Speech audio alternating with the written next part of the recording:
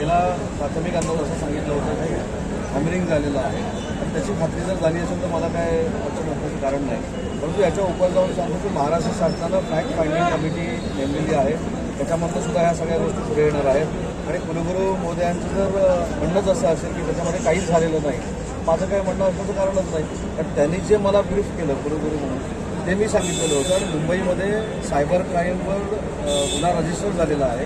येत्या 8 ते 15 दिवसामध्ये मुंबईमध्ये नक्की काय झालं हे सगळं बाहेर येणार आहे. इतर विद्यापीठांचं काय राज्यातल्या अनेक विद्यापीठांना असं समजतं इतर सगळ्या विद्यापीठांचं मी आपल्याला बोलू ना की फॅक्ट फायंडिंग सत्यशोधन समिती नेमलेली आहे. दोन्ही आमच्या विभागाचे जे प्रमुख आहेत त्यांच्या अध्यक्षतेखाली समिती आहे. कुलगुरूंनीच अशी विनंती केली होती की ही फॅक्ट फायंडिंग कमिटीची सगळ्याचा सर्व्हे करणार आहे ती 10 तारखेनंतर त्यांनी करावं आणि 10 तारखेनंतर सर्व्हेला सुरुवात झाली. येत्या महिन्याभरामध्ये स्पष्ट चित्र लोकांसमोर एका महिन्यामध्ये गुन्हे दाखल होते त्यांनी असं केलं आहे किंवा काय खरोखरच जाणीवपूर्वक विद्यार्थ्यांच्या परीक्षेमध्ये व्यत्यय निर्माण करण्याचा पुढे जर प्रयत्न केला असेल तर त्यांच्यावर राज्यपालांच्या आदेशानुसार राज्यपालांकडे अहवाल पाठवून त्यांचे आदेश घेतले जातील, त्यांचं मार्गदर्शन घेतले जातील आणि वेळ पडल्यास त्यांच्यावर FIR दाखल होईल.